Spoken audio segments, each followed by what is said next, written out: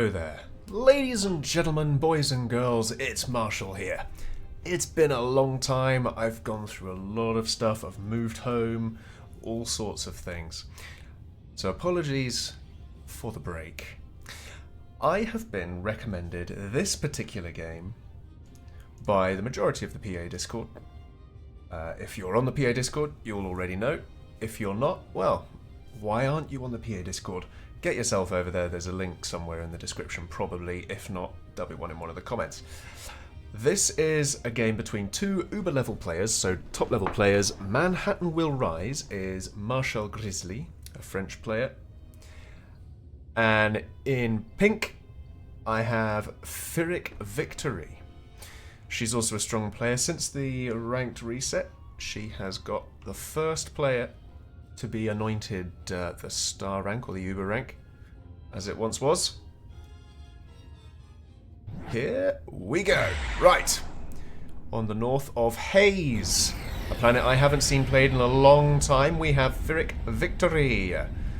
Going bots into air, into an additional bot. Meanwhile, on the south, a very short distance away, we have Gryzzly.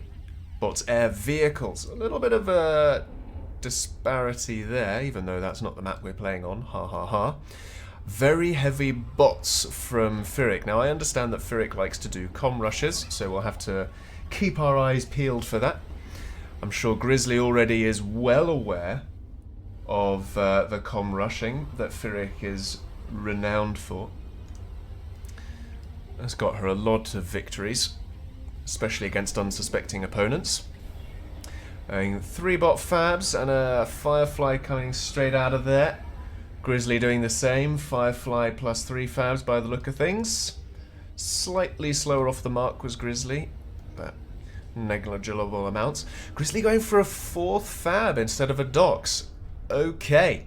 So he's going to have a little bit more power there to support those, possibly looking to expand heavier in different directions or rush up a bunch of infrastructure.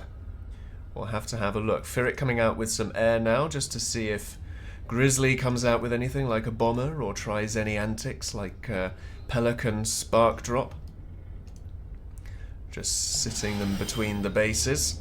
Not a bad call. Is able to pick up on this Dox moving out there, I believe. Might have just missed it, but we'll see. Haze is a very, very small planet, particularly as far as the spawn distance is concerned. We're only 550 radius, but because we're not polar spawns, it actually feels a heck of a lot smaller than that. Typically what players like to do is they'll go for these 4 here, then maybe start to expand towards the 2 in the middle and start to put up some pelters around here to lay siege and try and lay claim to this entire area between the bases, but we'll have to see what happens there. We've got some docks coming down from Phyrric now, just on the east side. Going to threaten these 4 fabs, all going in the same direction, but Gryzzly does have ample defense, going for an anti-air tower there as well, anticipating any potential bumblebees coming out. Gryzzly pinging a dock, saying, as if posthumously, that I'm managing to do something there. Doesn't look like he got any picks, but instead managed to lose 2 fabbers of his 4 here. Looks like Phyrric came in and focused down those fabs rather than the docks, which is the right thing to do if you're just trying to slow your opponent down. Rather than just run an army into a group and just see what they shoot, you can of course choose your targets. And 2 very high value targets at that. Gryzzly now out with a vehicle fabricator and some spinners for anti-air, also replacing those fabricators immediately. That's another hallmark of high-level play. You lose a fab, you build another one. Doesn't look like Phyrric lost one here in Gryzzly's attempt to do something, and here's a comm moving out from Phyrric. That's what we were waiting for. Gryzzly, unsuspecting, well, not necessarily unsuspecting, but unaware. About 5 minutes in here, Phyrric coming in with loads of docks to push that commander, going up with a T2 fab behind, and even an Icarus to maybe protect or do a little bit of raiding in random locations. Gryzzly, though, using turrets and choke points to cover these rather than factories at this moment. Opting for more factories in the central base. Possibly is aware of Phyrric. Let's see. Yep, he is completely aware of this with the radar going on. He's going to be expecting a commander. There we go. He sees it. The walls are coming up. Panic stations. Let's see what happens here. Couple of comms. Focusing down a fabricator there. Gryzzly's comm saying, I'm not going to get close in. I'm going to try and take out your supporting army. Does a little bit with the Uber cannon there. Phyrric, though, going and sitting down in the crater. Trying to goad Gryzzly out of the base, but Gryzzly has radar, so he can see everything that's going on here. There we go. Away.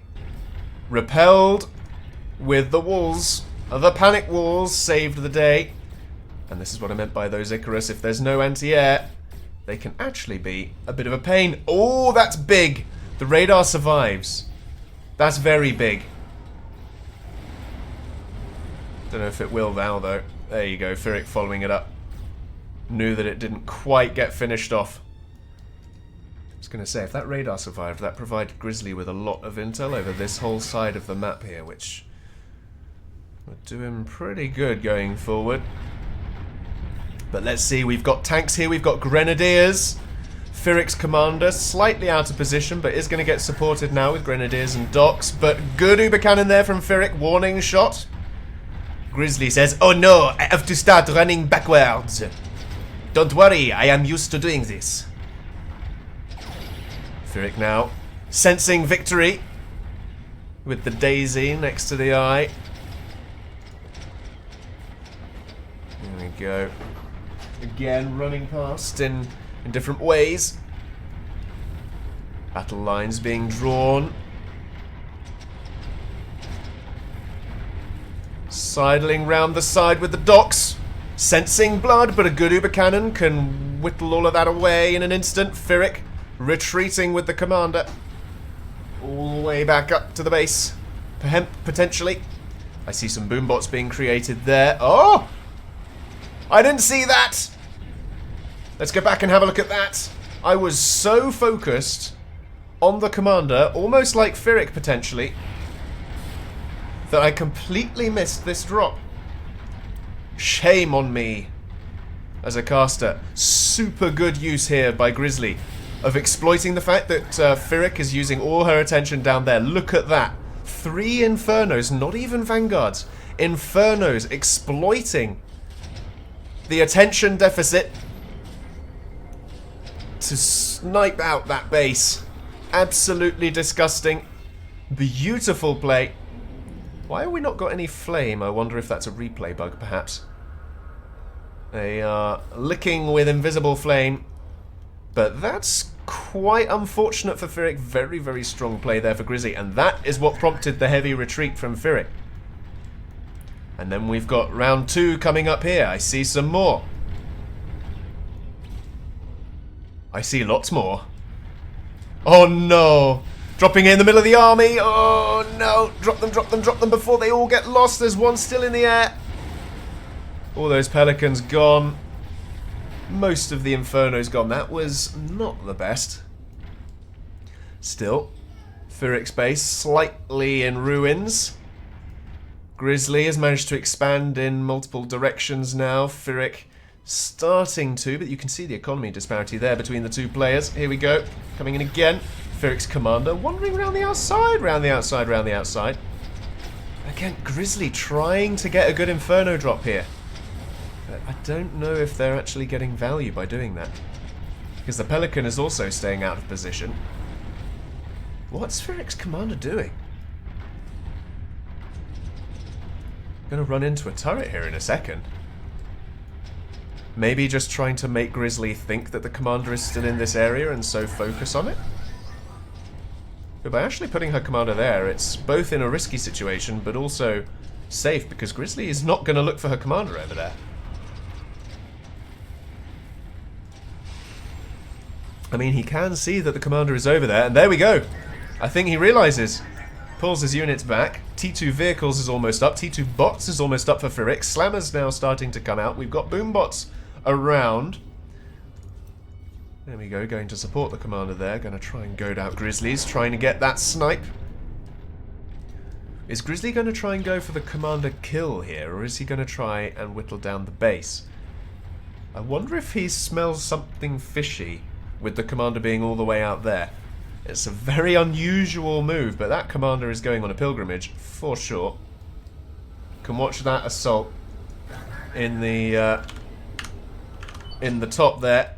Meanwhile, we can watch Phyrric's commander down there, seeing what's going on. Boombot's moving around, going to take out this entire proxy base. We've got drifters coming out on this side as well. What is going on in this game? Everything is happening all at once. Gryzzly somehow managing to maintain everything. Starting to kill off some factories now. Very good damage there. Gryzzly's base starting to be touched here with this Docks Horde, but a good Uber Cannon will get rid of most of that. Micro should get everything out the way, but Gryzzly does not want to be goaded into a solo. Oh, good Uber Cannon. Into a solo if there are boombots on the field. There aren't any more at the moment, but I don't know if Gryzzly knows this. No way. Manhattans will rise indeed. We have a Manhattan, ladies and gents. But going back to these drifters, this is really good. Just as a small base out of the way, because there's not very far for them to go, and actually already they're going to start to do some raiding round the backside. This is the thing with this base in Haze, is yes, you're close to your opponent, but also you're kind of exposed, especially on all of your expansion sites. They're kind of away from your base and really vulnerable to units that go over lava. So Gryzzly there, using some really good tactics. Phyrric's commander just whittling down these factories. Slightly lower on health because of the odd drifter getting out of there. So, let's move back to the base here, because Gryzzly is going to have to be careful. I also saw some locusts up top, but Gryzzly's going to have to be careful. These slammers can take down those Manhattans pretty quickly, and Gryzzly does not want this Manhattan to explode in this base. That will be the end of Gryzzly if it happens. We've got a teleporter. Why? To where?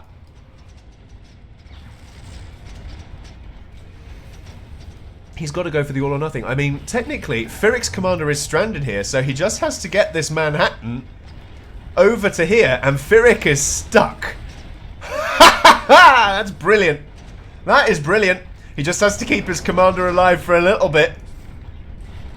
Phyrric is getting cornered with a Manhattan. Oh no, Phyrric sees it. Phyrric's going to try and get out of it with her own teleporter.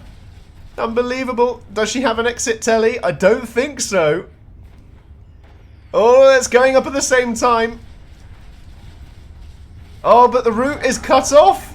It doesn't need to be. The telly's there. The Manhattan is there. The Manhattan is going to get pushed by these docks.